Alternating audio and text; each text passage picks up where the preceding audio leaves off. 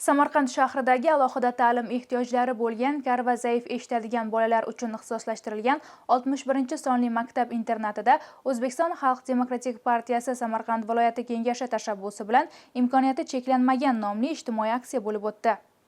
O'zbekiston Xalq Demokratik partiyasining saylovoldi dasturida nogironligi bo'lgan shaxslarning huquq va manfaatlarini himoya qilish, ularning jamiyat hayotidagi faol ishtirokini ta'minlash hamda ijtimoiy qo'llab-quvvatlash tizimini yanada takomillashtirishga alohida e'tibor qaratilgan. Ta'kidlash joizki, bugungi kunda nogironligi bo'lgan shaxslarning jamiyatdagi faolligini oshirish, tashabbuslarini qo'llab-quvvatlash, o'z imkoniyatlarini ro'yobga chiqarish uchun shart-sharoit yaratish dolzarb vazifalardan biri bo'lib qolmoqda.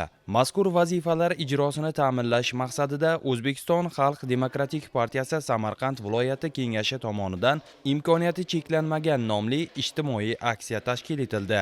Tadbirda O'zbekiston Xalq Demokratik partiyasi Samarqand viloyati kengashi hamda 61-son maktab-internat mas'ullari, Ijtimoiy himoya milliy agentligi viloyat boshqarmasi hamda ommaviy axborot vositalari vakillari ishtirok etdi. Imkoniyati cheklanmagan aksiyasini Samarqand shahridagi 61-maktab internatda o'tkazyapmiz.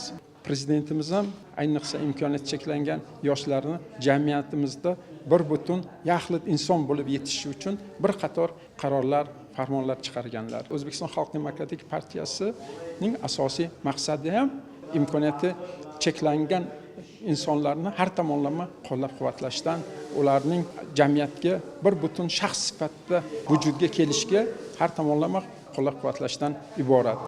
Tadbirda maktab-internati o'quvchilari tomonidan tayyorlangan tasviriy san'at va hunarmandchilik namunalari ko'rgazmasi, ularning yuksak iste'dodi va ijtimoiy salohiyatining amaliy ifodasi bo'ldi. Mazkur aksiyani o'tkazishdan ko'zlangan asosiy maqsad nogironligi bo'lgan yoshlarning iste'dod va salohiyatini namoyon etish hamda jamiyatda inklyuziv muhitni mustahkamlash, shuningdek ularning ijtimoiy qobiliyatlarini rivojlantirish va jamiyatdagi faol ishtirokini ta'minlashdan iborat. Aksiya doirasida partiyaning viloyat kengashi tomonidan o'quvchilarning kulolchilik sirlarini mukammal o'rganib borishlarini ta'minlash maqsadida internatning 2 ta kulolchilik apparati to'liq ta'mirlab berildi. Ishtirokchi bolajonlarga viloyat kengashining sovg'alari ulashildi. Maktab-internati jamoasi faollariga partiya tashakkurnomalari topshirildi.